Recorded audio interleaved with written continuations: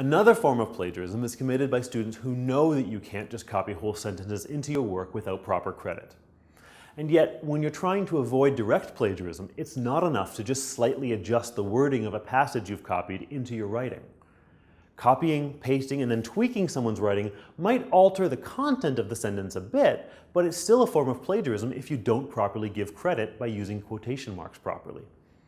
This form of plagiarism is often called mosaic plagiarism, or patchwriting.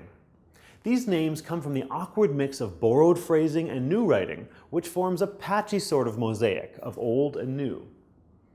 The problem with copying, pasting, and tweaking text is that it leans too heavily on the author's original writing. Although some wording might be altered slightly, the syntax, structure, and meaning of the phrasing is typically left intact. If you want to use the author's exact words, use quotation marks to indicate your usage.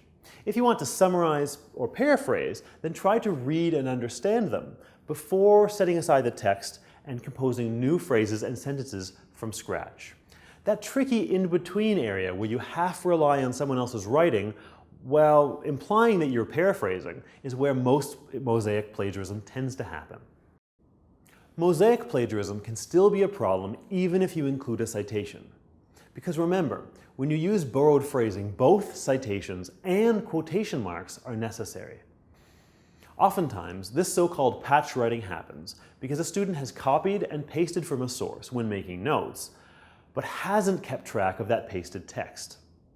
The student then ends up, sometimes unwittingly, putting the pasted text into their assignment without proper citations or quotation marks.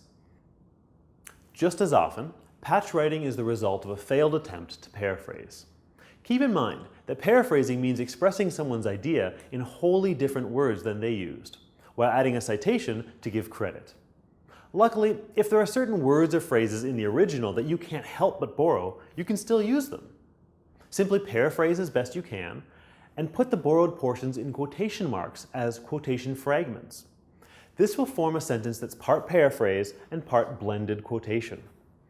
Blending quotation fragments into your writing is very freeing because it allows you to use as little or as much of a source's original phrasing as you think is appropriate, without breaking the rules of proper quotation.